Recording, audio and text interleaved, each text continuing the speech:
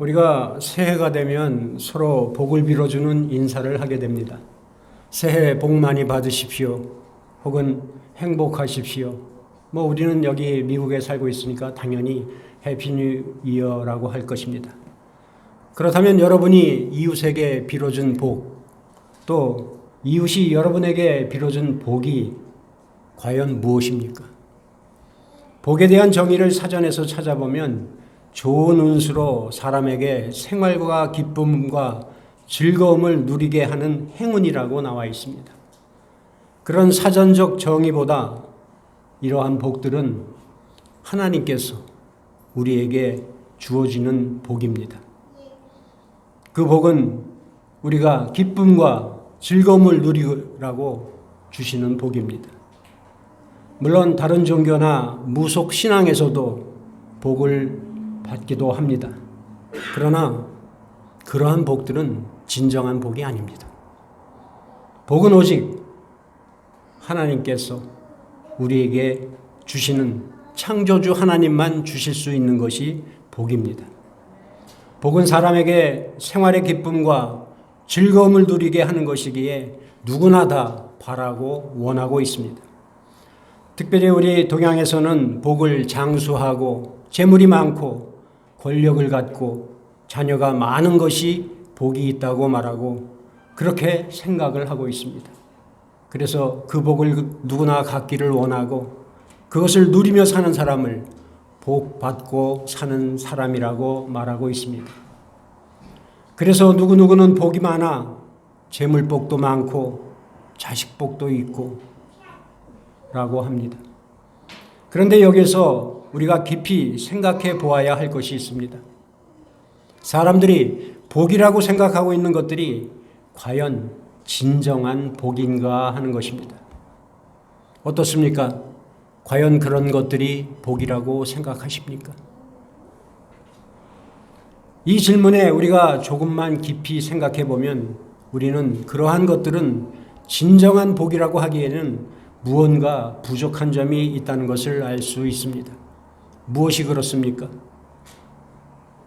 첫째로 복의 조건이 되는 것이기는 하지만 어떤 경우에는 복이 되지 못할 때가 있다는 것입니다. 우리들이 가지고 있는 복의 내용이 장수하고 재물이 많고 권세가 있고 자녀가 많은 것을 가지고 복이라고 생각을 한다면 이렇게 말할 수 있을 것입니다. 먼저 장수하는 복을 복이라고 말하지만 그러나 오래 산다고 반드시 그것이 복이 된다고 말할 수는 없을 것입니다. 이 말은 오래 살게 되면 욕되는 일을 많이 겪게 되고 말 그대로 오래 사는 까닭에 육신이 자유롭지 못해 고생하는 분들도 있고 본의 아니게 주변 사람들에게 힘들게 하는 분들도 있다는 말입니다. 또 겪어서는 안 되고 보아서는 안 될 기가 막힌 일들도 겪고 보게 되는 분들도 있습니다. 그런 까닭에 오래 사는 것이 복으로 보이지만 때때로 복이 되지 못할 때도 있다는 말씀입니다. 또 재물도 마찬가지입니다. 사람들은 일반적으로 부자가 되는 것을 복 받는 것으로 생각하고 있습니다. 그러나 부자가 된다는 것은 꼭 복을 받은 것으로 생각할 수만은 없을 것입니다. 그 이유는 부자가 된 까닭에 건실했던 사람이 욕심과 허영과 탐욕에 빠져서 인생이 망가지고 가정이 무너지는 일을 보게 되기 때문입니다. 그렇다면 권력은 어떻습니까? 역시 마찬가지입니다. 높은 지위에 올라 온갖 권력을 갖게 된 것을 출세했다고 말하고 부러워하지만 그 권력을 잘못 사용하여 오히려 그 자리에 올라가지 않았던 것만 못할 경우도 있게 됩니다. 누구든지 올라가면 반드시 내려올 때가 있다는 사실을 알아야 할 것입니다. 또 자식복은 어떻습니까? 자녀가 많이 있다는 것, 이것 역시도 복이 될 수도 있고 복이 되지 못할 수도 있다는 말씀입니다. 가지 많은 나무에 바람 잘 낯이 없듯이 자녀로 인하여 존경받았던 가문의 명성이 땅에 떨어져 존경을 잃게 되는 경우도 있습니다. 이렇게 이런 복들은 복이 될 수도 있고 복이 되지 못할 경우도 있습니다. 그래서 세상에서 말하는 그런 것들은 진정한 복이라고 말할 수 없는 것입니다. 두 번째 이유는 그런 복들의 생명은 길지 않다는 것입니다. 두말할 필요 없이 복이 진정한 복이 되기 위해서는 생명이 길어야 합니다. 아니, 영원해야 합니다. 그러나 그런 복들은 길게 보아야 그 복을 받았다는 사람이 이 세상에 사는 동안으로 한정되어 있습니다. 그 사람의 삶이, 생명이 끝나는 날 그 복들은 그 사람에게 더 이상 복이 되지 못합니다. 그런데 사실 생명이 끝나는 날까지 받은 복을 잘 지키는 사람이 얼마나 있을까요? 아마 많지 않을 것입니다. 그 누구도 자신이 살아있는 동안 지금 누리고 있는 복을 계속해서 영원히 누리게 될 수 있다고 장담할 수 없습니다. 그렇습니다.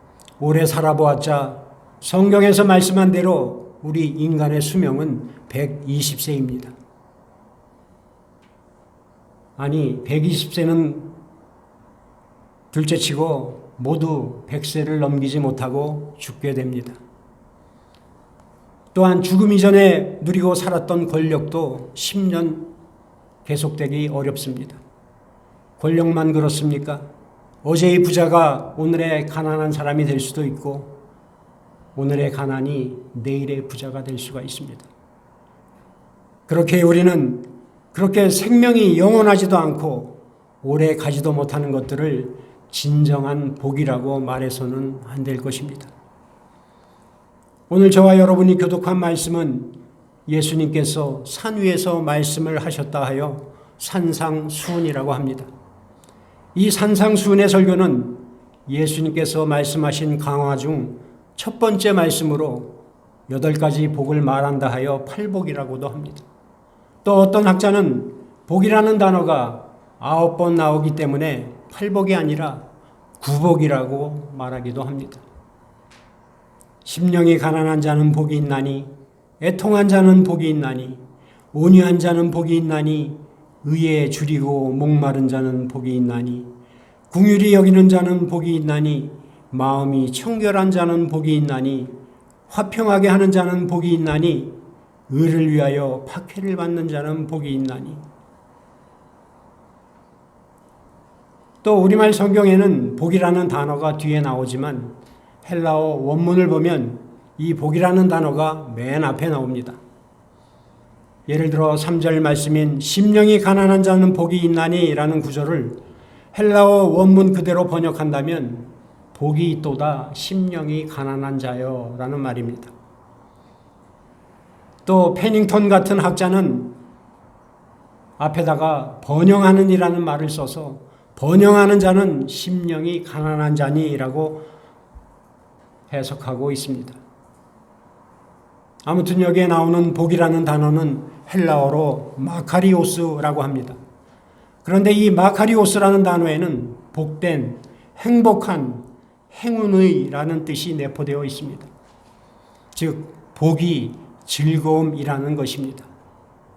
어떻게 생각해 보면 맞는 말일 것입니다. 왜냐하면 진정한 복은 즐거움을 가져다 주기 때문입니다. 그런데 이 마카리오스는 우리가 일반적으로 쉽게 생각하는 육체적 만족에서 오는 즐거움과는 다소 차이가 있습니다.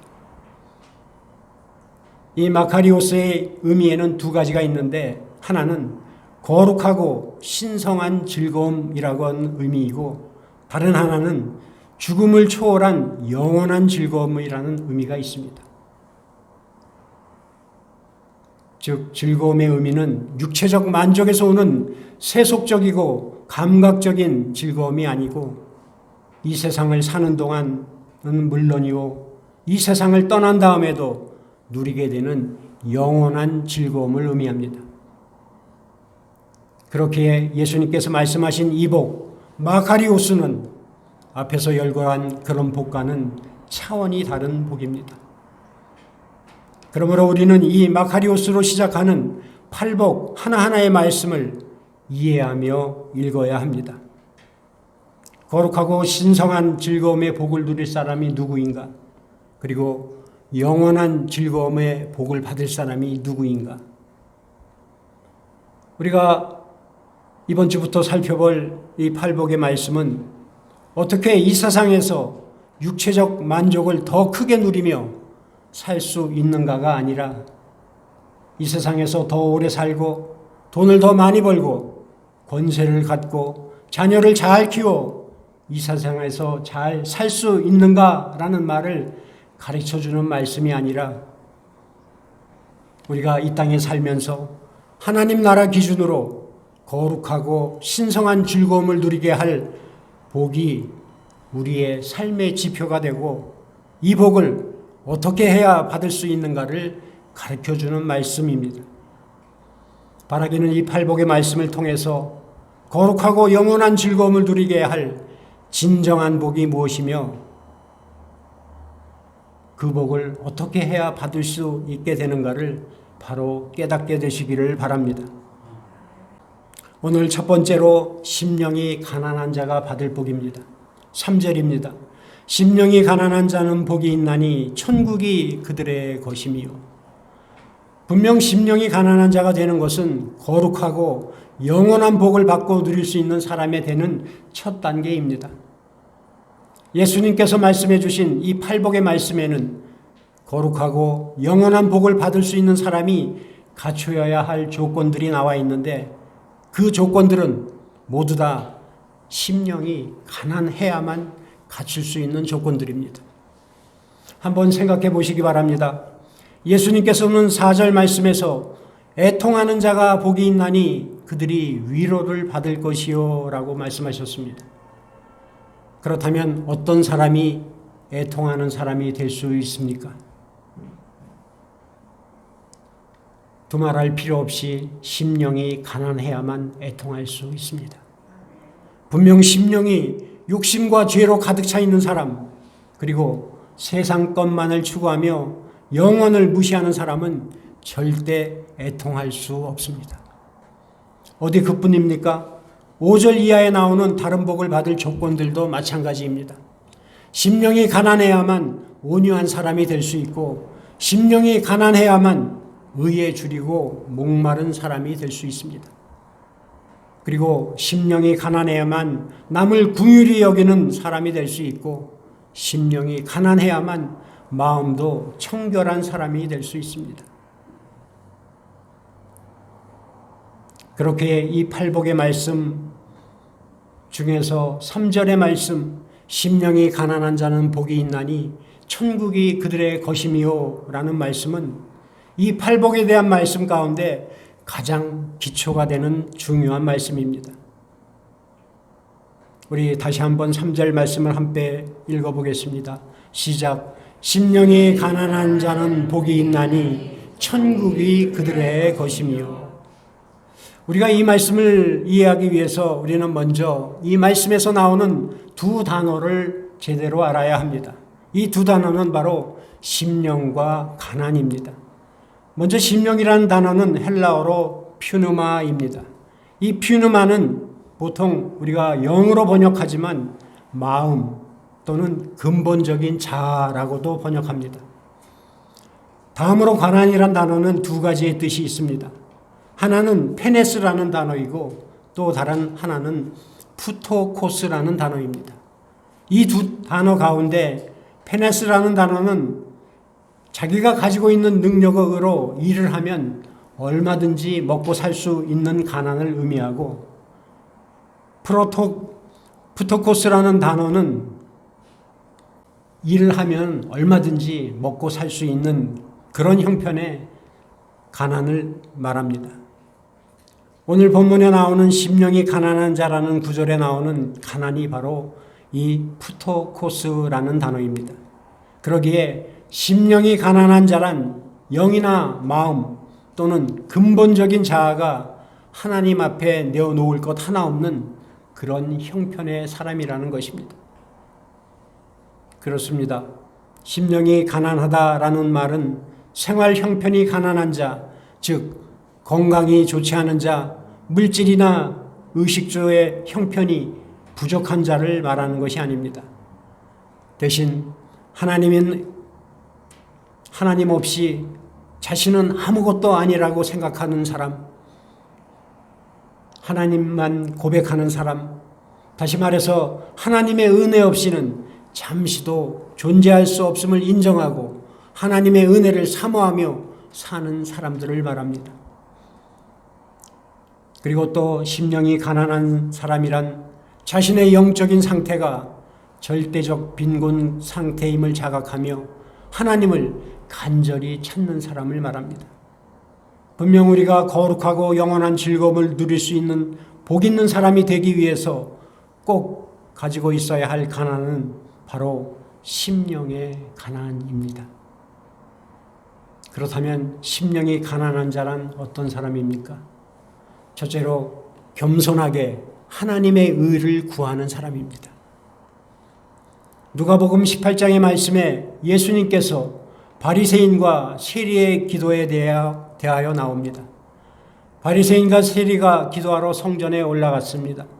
그런데 이때 두 사람의 드린 기도의 내용과 기도의 자세는 천지 차이입니다. 바리새인은 성전 한가운데 서서 얼굴을 들고 두 손을 들며 이렇게 기도합니다. 하나님, 나는 지금까지 토색한 일도 없고 불의한 일도 행하지 않았고 간음한 일도 없고 일주일에 2번씩 금식하며 소득의 11조도 잘 바쳤습니다. 그러나 저기 있는 세리와는 다르게 생활을 했습니다. 그러나 세리는 바리새인과 달랐습니다. 세리는 성전에 들어왔지만 감히 성전 가운데 나오지 못하고 한쪽 구석에서 가슴을 치며 이렇게 기도합니다. 하나님이여, 나를 불쌍히 여겨 주옵소서. 나는 죄인입니다. 우리는 이 바리새인과 세리의 기도를 통해 심령이 가난한 자가 어떤 사람이고 심령이 가난하지 않은 사람이 어떤 사람인지 알 수 있을 것입니다.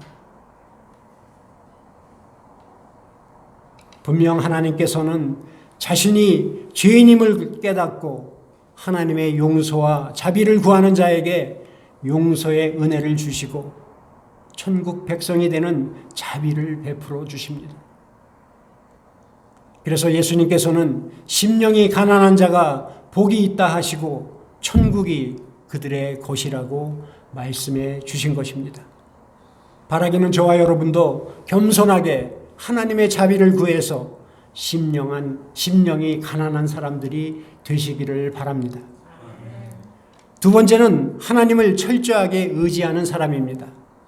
사람들이 가지고 있는 생각 중에서 하나님 도움이 없이도 내 힘으로 얼마든지 살 수 있다라고 생각하는 사람, 또 하나님을 의지하지 않고 산다 하여도 내 능력으로 얼마든지 인생을 잘 살 수 있다고 생각하는 것처럼 미련한 생각은 없을 것입니다.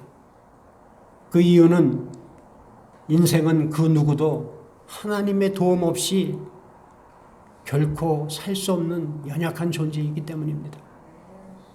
분명 하나님께서는 순간순간 하나님의 도움을 구하며 사는 사람에게 도움을 주시는 분이시고 또 언제나 하나님을 의지하며 사는 자에게 힘이 되어 주시는 분이십니다. 그러나 하나님을 무시하고 하나님을 외면하고 자기 의대로 살아가는 사람에게는 그의 상응한 대가를 지불해 주시는 분이시기도 합니다. 우리가 잘 알듯이 누가복음 12장에는 어리석은 부자 이야기가 나옵니다. 이 사람이 어느 해 많은 부를 소유하게 되었습니다. 그래서 부자가 되었습니다. 그러나 이 사람은 이제 내가 많은 것을 소유하게 되었으니 이제는 평안히 쉬면서 먹고 마시고 즐거워하며 인생을 살자라고 말합니다. 이 말은 하나님 없이도 나의 힘으로 얼마든지 살 수 있다는 의미입니다. 그래서 하나님께서는 그에게 이렇게 말씀하십니다. 오늘 밤 너의 영혼을 도로 찾아가겠다 말씀하십니다. 하나님의 이 말씀은 하나님 없이도 얼마든지 인생을 잘 살 수 있다는 심령이 가난하지 않은 자의 인생의 결말이 무엇인가를 가르쳐 주시는 교훈입니다. 하나님께서는 분명 하나님을 의지하지 않고는 한순간도 살 수 없다고 인정하며 사는 가난한 마음을 지닌 자에게 힘이 되어 주시고 도움이 되어 주십니다. 그래서 그런 사람들의 삶을 복되게 해 주실 것입니다. 그러기에 우리는 하나님을 철저하게 의지하며 사는 심령이 가난한 사람들이 되어야 할 것입니다. 세 번째는 영적인 은혜를 사모하는 사람입니다. 이 세상의 교만 중에 영적인 교만보다 더 위험한 교만은 없습니다. 여러분이 잘 아시다시피 사탄이 어떤 존재입니까? 하나님을 영화롭게 해야 할 천사가 영적으로 교만해져서 하나님과 같은 존재로 자신을 높이고자 하여 생겨난 존재가 바로 사탄 아닙니까?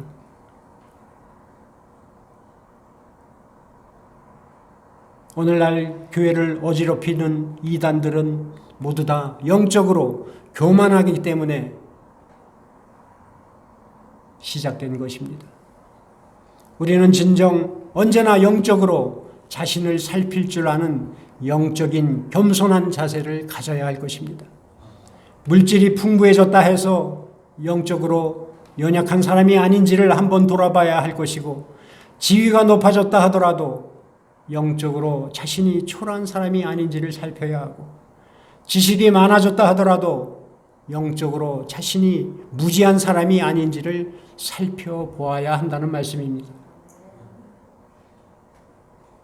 그리고 이런저런 영적 체험을 많이 했고 신앙의 연륜이 높고 경험이 상당하여 교회에서 큰 직분을 받았다 하더라도 자신이 교만한 사람이 아닌지를 돌아보아야 한다는 말씀입니다. 이것이 바로 영적으로 겸손한 사람입니다.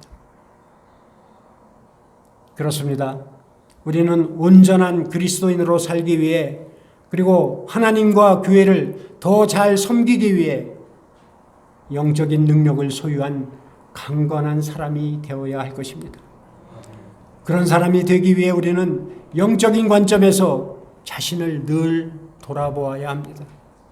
그리고 자신의 부족함이 발견되었다면 그 부족함을 채우기 위해 신령한 은혜를 더 많이 사모해야 하고, 그 신령한 은혜를 얻기 위해 더 많이 기도해야 할 것입니다.